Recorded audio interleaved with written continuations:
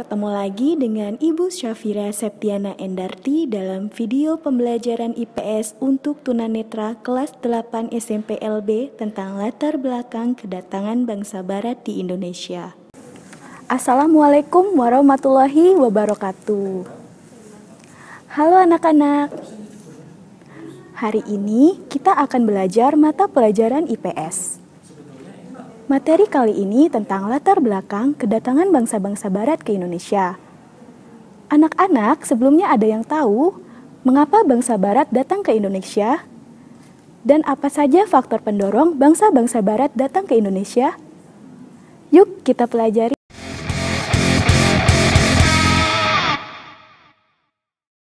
Beberapa daya tarik dan faktor pendorong bangsa-bangsa Barat ke Indonesia antara lain. Yang pertama, kita akan bahas tentang daya tarik dari Indonesia itu apa. Anak-anak ada yang tahu daya tarik dari Indonesia itu apa?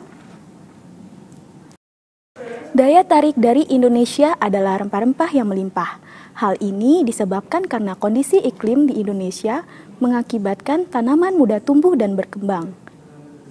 Karena kegunaannya, rempah-rempah sangat laku di pasaran dan harganya pun tergolong sangat mahal. Untuk lebih lanjut lagi, mari kita simak video berikut ini. Kedatangan bangsa Eropa ke Indonesia termasuk dalam peristiwa global. Peristiwa itu dilatar belakangi oleh jatuhnya Konstantinopel yang berada di kawasan Laut Tengah ke tangan Turki Utsmani pada tahun 1453. Konstantinopel merupakan pusat perdagangan internasional bagi bangsa Barat. Akibat dari jatuhnya Konstantinopel ke tangan Turki Utsmani menyebabkan rempah-rempah menjadi sulit didapatkan. Karena akses untuk mendapatkan rempah-rempah yang murah di Laut Tengah menjadi tertutup. Akibatnya harga rempah-rempah melambung tinggi di pasar Eropa. Hal tersebut menyebabkan munculnya keinginan untuk mencari daerah yang menghasilkan rempah-rempah ke timur. Rempah-rempah sangat dibutuhkan oleh bangsa Barat pada masa itu seperti cengkeh, lada, kayu manis, dan pala. Rempah-rempah ini akan digunakan sebagai pengawet makanan, bumbu masakan, bahkan obat-obatan. Bangsa Barat berupaya menemukan rempah-rempah menggunakan jalur laut karena adanya peralatan yang mendukung seperti kompas dan peta. Adapun yang pertama menemukan jalur menuju Indonesia adalah bangsa Portugis yang dipimpin oleh Alfonso de Albuquerque.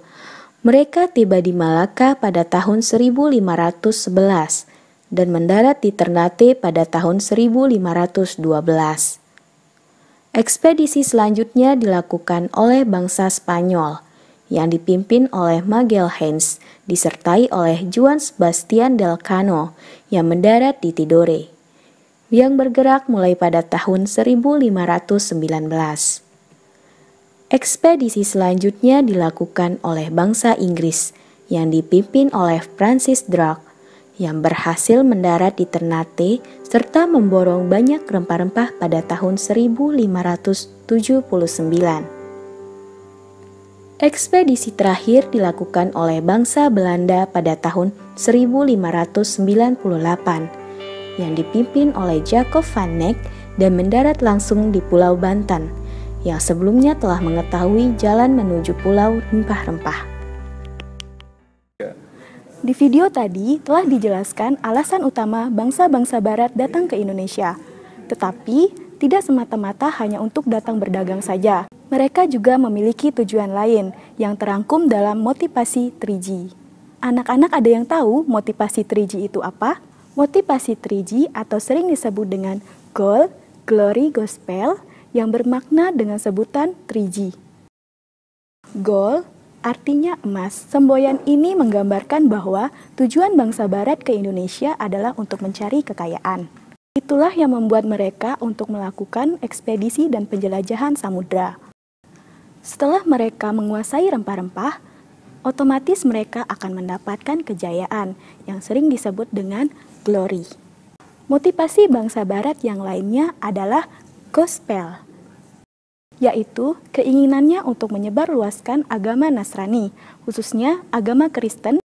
Tadi telah dijelaskan dua latar belakang. Yang pertama adalah daya tarik dan yang kedua adalah motivasi 3G. Adapun latar belakang yang ketiga yaitu revolusi industri.